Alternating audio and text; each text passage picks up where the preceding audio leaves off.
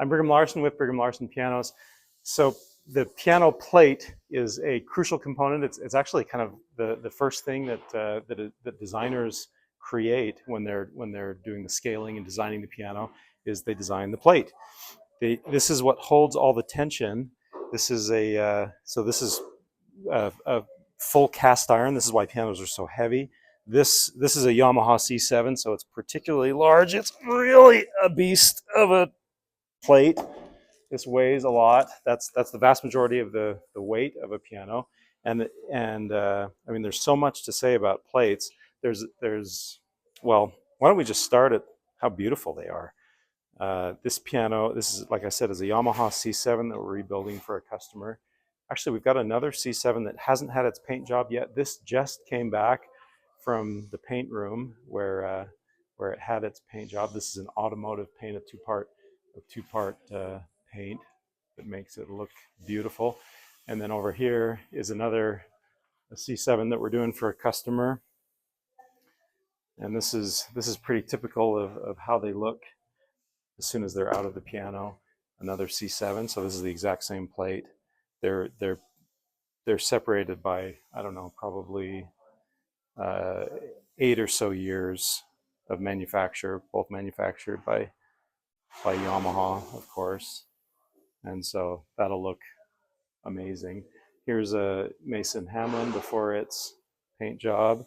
And then we have another Mason Hamlin that we're doing over here. And this is, so there's the before and here's the after. Again, it's just a thing of beauty.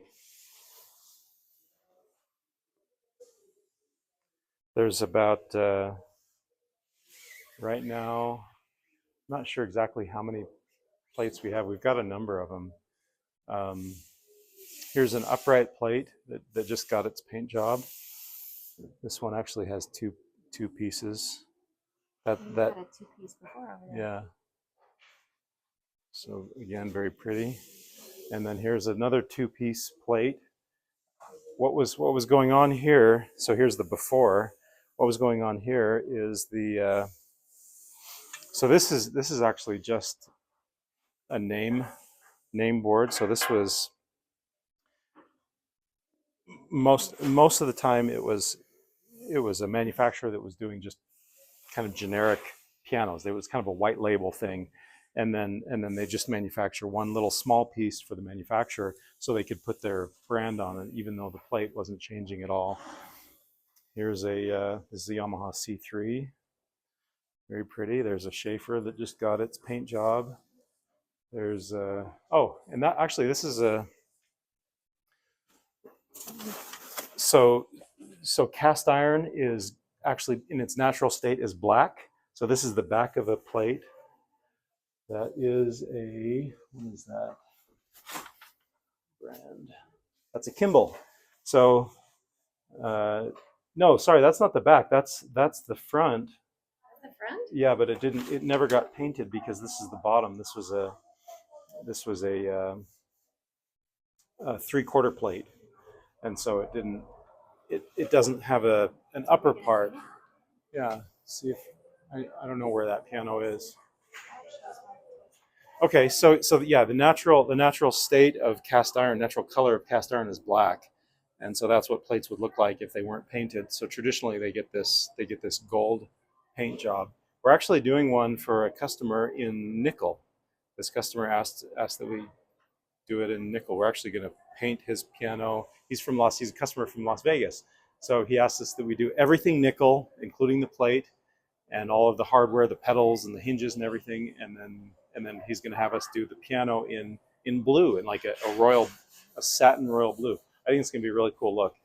But yeah, all of these plates these are all uprights that we're rebuilding, and so this is all before their paint job.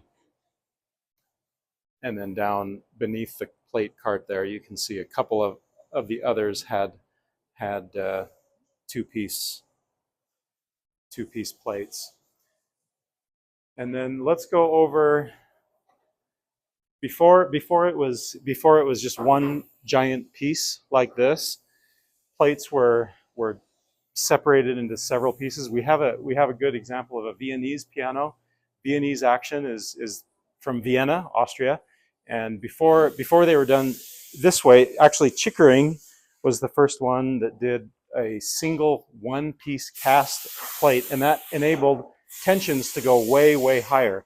And so like that Yamaha C7, I don't exactly know what the tension is. If you know in the comments, if you're a piano technician, or if you just Google it, let me know. But I'm guessing that the Yamaha C7 is probably somewhere in the 25 to 30 ton range, meaning the plate doesn't weigh that much, but that's how much tension it holds.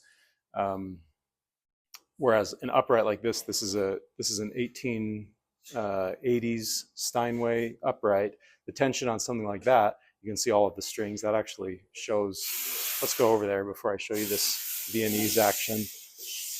The tension on this might be more like 18 tons, so it's still a lot. But every single one of these strings is about 160 pounds of tension. So you've got 88 notes, of course, but every string has 3 notes.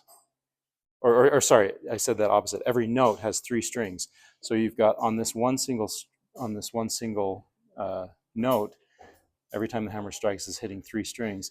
You've got 160, 160, 160. So what is that? 480 pounds. So almost 500 pounds just for this one single note. And then 500 pounds there, 500 pounds there, 500 pounds there.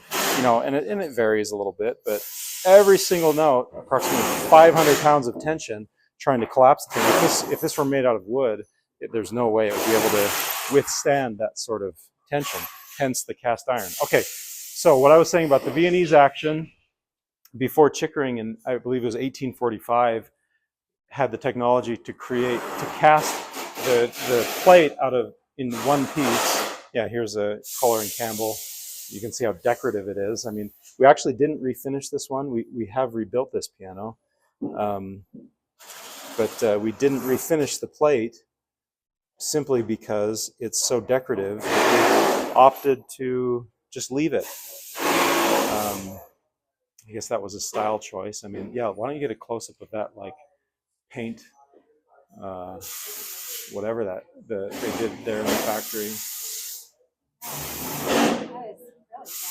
Yeah, it's really very ornate, and so we didn't want to do, you know, our automotive paint. Anyway, I keep getting sidetracked from this. So if 18 to a concert grand might be like double that, 36 tons, something like that. If it's 18 to 36 tons with a single one cast iron piece of the plate is one single piece. This is what was done before then, where this was manufactured in 1880. This is a we did do our paint job on this, but you can see all of this comes apart. So this piece here is a separate piece. This piece is a separate piece. This is a separate piece. This is a separate piece. And then this back here, this whole rear support piece, that's a separate piece. So this is how it was done, even though in the United States at this time, really all manufacturers were doing one piece.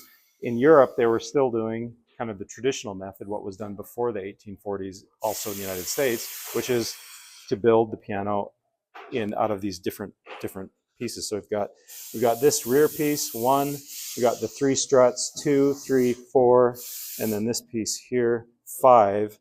And these struts here, they kind of have a what do you call that? Kind of a stop where all of the tension wants to come, and it essentially acts like a washer, I guess, when you have all of that tension trying to collapse it forward, and then you've got kind of a washer here and a washer there, and then another one here on all 3 of those struts. So the way they're manufactured. Actually, why don't we go over? Let's go look at a video all about plates. And while we're going over there, you can see this is what pianos look like when we've got the plate out. There's one of the C7s with the plate out. Here's a sorry, one of the Mason Hamlins. This one is one of the C7s, and actually, there's no way I. This is the one with that big face. Yep. There's no way I'd be able to lift this piano like this, at least not while talking at a kind of normal. Without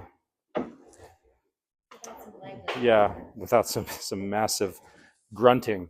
It's all because of the plate. So it's not that heavy when the plate is out. Another advantage when you've got the plate out is you can do some serious rebuilding of soundboard issues, and then of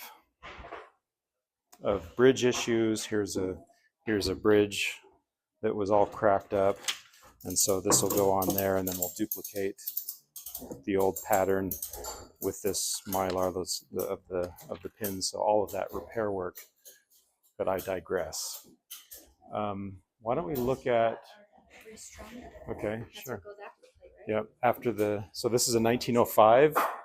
Oh, this is appropriate because it's a Chickering. I was just talking about Chickering. Chickering is the innovator of the single piece plate, which what that does is that enables tension to go way higher than it was with that Viennese action that I was showing you when you have just a single piece. So you can get louder pianos. You can fill like a 2,000 seat auditorium as opposed to those older European pianos where you could only, play for maybe a room the size, big enough for maybe 100 or 200 people, because tensions were much lower, so volumes are much lower. But with this, you can get tensions way higher, and so you can get volumes way higher, you can get more power, and then the piano goes from the European era, where it was just kind of one of the instruments in the orchestra, to becoming what the piano is today, which is a solo instrument. Of course, it's still used in the orchestra as well, but it now has the potential to be kind of its own massive, powerful instrument. And Liszt was kind of he was a rock star of the original rock star, where girls would throw their, or he would throw his glove at the ladies in the audience, and they would swoon because he's really the one that turned the piano from one of the instruments in the orchestra to a solo instrument, rock star instrument, and the plate was a big part of enabling him to do that. Okay, so this is where pianos start. That's design. People ask me when they come in the shop, is that a roadmap or what is that? And that is the design of a plate. Yeah, that is hand drawn. So that's an original. That's from the Petrov factory, and that's an upright. And let's come over here. Look at a grand. Here's again also from the Petrov factory. You've got the signature down there. You've got coffee stains down at the bottom there. You've got sandwich grease or whatever that is at the other side. So what? This one is a grand plate. Yeah, that's a grand plate. So it's drawn to scale, and actually kind of 1-to-1, but it's actually a little bit larger than 1-to-1, and I'll explain that in a minute. So all of these points are points of string, where the string, because that's what it's all about, is determining the locations of the strings and how long each string is going to be, and getting that all on paper, getting that all sketched out. So the piano. Oh yeah, it's all done. It's all done on CAD now. Absolutely. But so this is the beginning of. Does that have a date? Say 1990. Yes. Yep, 1990 is when that was done.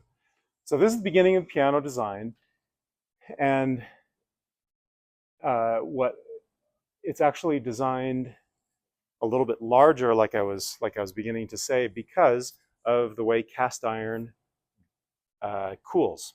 So for every foot, meaning every 12 inches of span, it's actually going to, when it cools, it's actually going to shrink a 1/4 inch. And so it's kind of an imprecise science, and plates do need to be machined and worked to realize the final plans of the engineer. Because when it shrinks a 1/4 inch every foot, it doesn't exactly precisely, you know, some might be slightly more or slightly less than a 1/4 inch. And so everything has to, when it cools, it has to um, be manipulated, machined in order to achieve the designs of the engineer. So last thing I'll say on plates is, so it starts here, then they build a wooden model of the plate. So it's a full plate, only it's made out of wood, since wood is obviously a lot more easy to manipulate and create a 3D structure out of it. And so once they have the 3D plate out of wood, that is what they use to imprint into the sand. And they create a mold out of that wood in the sand, pull the wood out, pour the molten cast iron into the impression that the wood made, and then when that cools, now they have a plate. Then they create another impression using the wood. So every time you make a mold of the plate, you've got to go in with the wood and then pour it in. So every time you're actually kind of sanding that wood a little bit, so it's getting damaged every time you make an impression. You impression, and that wood is degrading a little bit more, and so the mold therefore is degrading a little bit more. And so you can only make a certain finite number of impressions with that wood before you've got to make another model back to the original design, and now you've got a fresh piece of wood that you can make impressions with. So pretty cool stuff, pivotal technology to making the modern piano that we all know and love today.